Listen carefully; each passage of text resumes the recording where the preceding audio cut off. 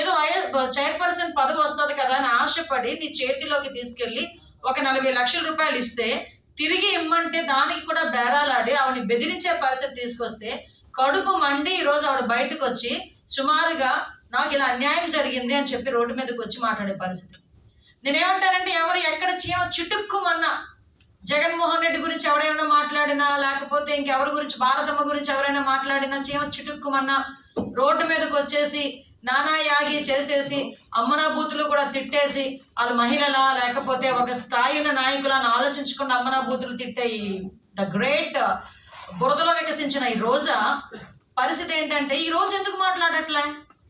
నిన్న మొన్న నేను అసలు ఏంటి బ్యాక్గ్రౌండ్ అని నేను వెరిఫై చేశాను. వెరిఫై చేస్తే వాళ్ళు ఒకరు క్లియర్గా ఒక పెద్ద ఆవిడ అన్నాడనమాట, నగరి పొమ్మంటుందండి, జబర్దస్త్ రమ్మంటుందండి ఆవిడని, అందుకే పాప ఈ పరిస్థితి ఆవిడ ఇలా తయారైంది అని. ఆవిడ ప్రస్థానం గురించి జస్ట్ మనం వాచ్ చేసుకుంటే ఒకానొక సమయంలో వైఎస్ఆర్సీపీలోకి ప్యాకేజ్ గురించి వెళ్ళిన ఈవిడ అంటే ఇంచుమించుగా ఆ రోజుల్లో నాకు తెలిసిన ఇన్ఫర్మేషన్ అంటే 1 కోటి రూపాయల ప్యాకేజ్ ఏదో ప్యాకేజ్ కింద వైఎస్ఆర్సీపీలోకి టీడీపీ నుంచి జాయిన్ అయ్యింది. సో ఆ ప్యాకేజీ నుంచి ఆ గెంజ్ నుంచి ఈరోజు బెంజ్కి వెళ్ళింది ఆవిడ. ఎలాంటి ప్రస్థానం అంటే ఆవిడది ఈరోజు 1 కోటి రూపాయలు ఆవిడ ఆ రోజు జస్ట్ దాన్ని ఏమంటే ప్యాకేజ్ తీసుకుని వెళ్ళిన ఆవిడ ఈ రోజు 4 సంవత్సరాల 9 నెలల కాలంలో కొన్ని వందల కోట్లకి అధిపతి అయింది. ఎలా? పర్యాటక శాఖలో అన్ని డబ్బులు ఉన్నాయా లేకపోతే ఏపీఎస్సీలో అంత దోచుకున్నదా? అంటే ఈ రోజు పరిస్థితి ఏంటంటే ఏపీఎస్సీ చైర్మన్ గా ఉండేటప్పుడు కూడా ఫైల్ మీద సంతకం పెట్టాలంటే మేమందరూ జే ట్యాక్స్ అంటున్నాం, కానీ జే ట్యాక్స్ సబ్స్టిట్యూట్ ఇంకో ట్యాక్స్ ఉంది, ఆర్ ట్యాక్స్, రోజా ట్యాక్స్. ఆ రోజా ట్యాక్స్ కట్టాలి. సో అక్కడ మొదలైంది ఈవిడ అవినీతి తాలూకా ఇది.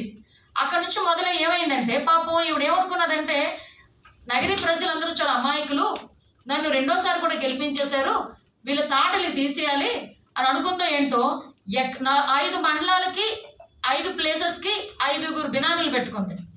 ఒక్కొక్క బినామీ ఏంటంటే వడమాలపేట, నిండ్ర, పుత్తూరుకి ఏం చేసిందంటే అన్న రామప్రసాద్ రెడ్డికి రాసిచ్చేసింది. విజయపురం మండలాన్ని కుమారస్వామి రెడ్డి ఇంకో తమ్ముడికి రాసిచ్చేసింది. నగరి మండలాన్ని ఏం చేసిందంటే సమన్వయం చేయాలి కదా, మరి వాళ్ళ వైపు ఇద్దరు అంటే ఇటువైపు వాళ్ళు ఇద్దరు ఉంటారు కదా, వాళ్ళ భర్త తమ్ముడికి నగరి మండలాన్ని రాసిచ్చేసింది. నగరి టౌన్ని పాపం వాళ్ళ భర్తకి రాసిచ్చింది. ఓవరాల్గా 5 మండలాలని ఒక 5గురికి అప్పచెప్పేసి ఈవిడ హ్యాపీగా పర్యాటక శాఖ పేరు పెట్టుకొని స్టేజ్ షోలు చేసుకునే వాళ్ళు పొట్ట కూడా కొడుతుంది.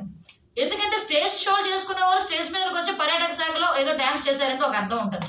ఏకంగా పర్యాటక శాఖ మంత్రి రోడ్డు మీదకి వచ్చి తైతక్కలాడుతా ఉందంటే పర్యాటక శాఖలోని కూడా స్టేజ్ షోలు చేసుకునే వాళ్ళు కూడా పొట్ట కూడా ఎంతవరకు న్యాయం అమ్మ రోజమ్మ? ఒకసారి ఆలోచించు. నీ వల్ల వాళ్ళు కూడా ఇళ్ళకి వెళ్ళిపోతున్నారట నీ తైతక్కలు చూడలేక. అంటే పర్యాటక శాఖ అంటే ఆవిడ ఏమనుకుందంటే ఆవిడ పర్యటించాల్సిన ప్లేసుల గురించి మాట్లాడుకునే శాఖ అనుకుందో ఏంటో తెలియదు, కానీ పర్యాటక శాఖకి ఈ రోజుకి కూడా ఇంత డబ్బులు కేటాయించేమో అనేది